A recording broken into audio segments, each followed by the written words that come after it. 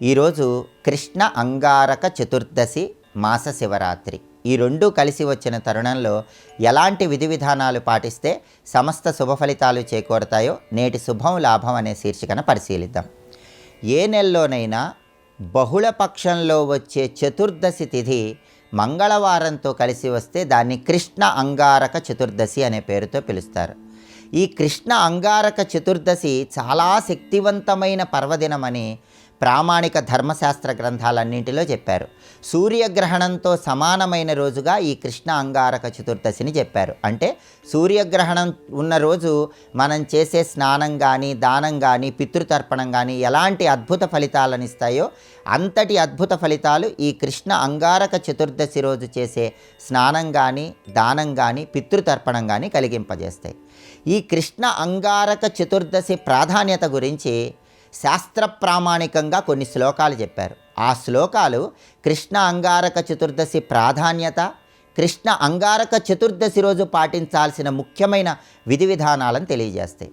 కృష్ణ అంగారక చతుర్దశి గురించి ధర్మశాస్త్ర గ్రంథాల్లో ఏం చెప్పారంటే, కృష్ణ అంగారక చతుర్దశ్యాం మహానద్యావగాహనాత్ గోమయేన లిప్తాంగో గోసహస్ర ఫలం లభేత్. కృష్ణ అంగారక చతుర్దశి గురించి చెప్పిన అద్భుతమైన శ్లోకం ఇది. అంటే ఈ శ్లోకంలో ఉన్న అర్థం ఏంటంటే, కృష్ణ అంగారక చతుర్దశ్యాం మహానద్యావగాహనాత్, ఎవరైతే కృష్ణ అంగారక చతుర్దశి సందర్భంగా నదీ స్నానం చేస్తారో వాళ్ళు అద్భుతమైన ప్రయోజనాలు పొందుతారు. అది కూడా నదీ స్నానం చేసేటప్పుడు ఏం చేయాలంటే, గోమయేన లిప్తాంగో గోసహస్రఫలం లభేత్.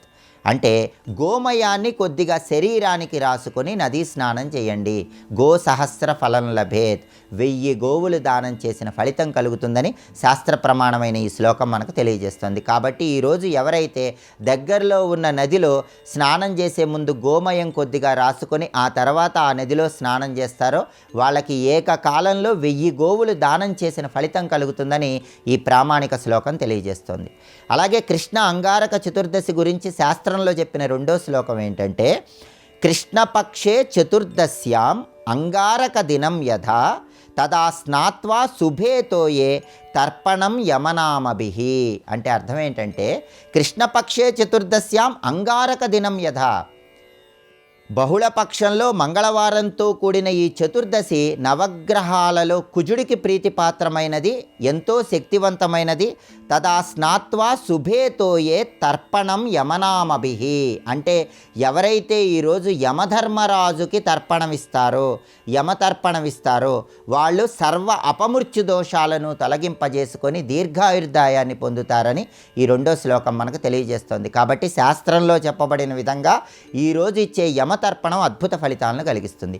పితృతర్పణం మాత్రం పితృదేవతలు శరీరాన్ని విడిచిపెడితేనే ఇవ్వాలి, కానీ యమతర్పణం మాత్రం తండ్రి జీవించి ఉన్నప్పటికీ ఇవ్వవచ్చు.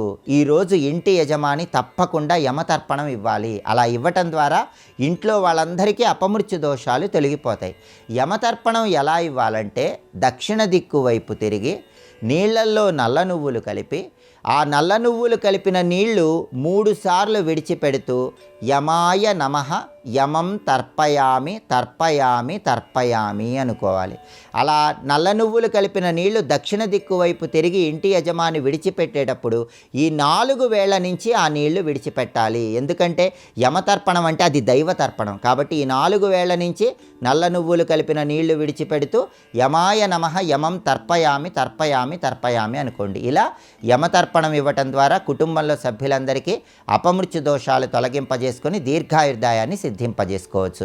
ఈ శాస్త్ర ప్రమాణమైన శ్లోకాలను అనుసరించి ఎవరైతే నదీ స్నానం చేస్తారో, గోమయాన్ని శరీరానికి రాసుకొని స్నానం చేస్తారో, యమతర్పణం విడిచిపెడతారో వాళ్ళు సంపూర్ణమైన శుభ ఫలితాలు సిద్ధింపజేసుకోవచ్చు.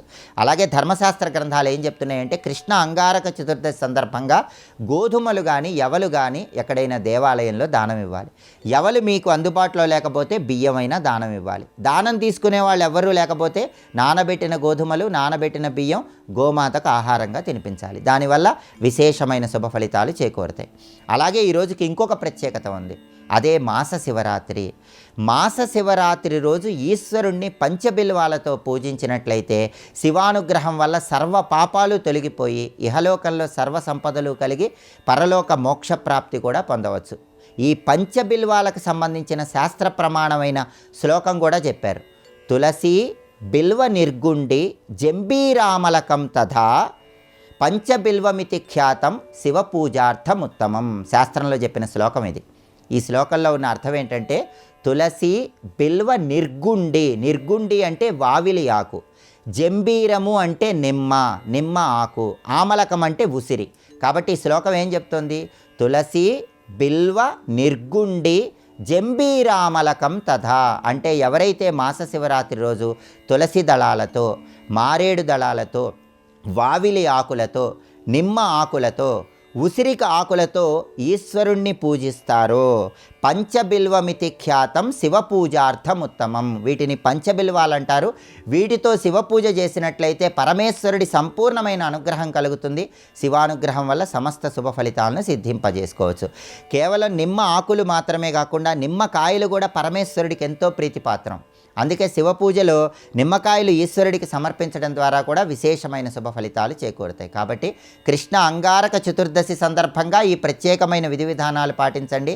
శాస్త్రములో చెప్పబడిన విధంగా పంచబిల్వాలలో మీకు వీలైన వాటితో శివపూజ చేయండి. శివానుగ్రహానికి సులభంగా పాత్రలు కండి.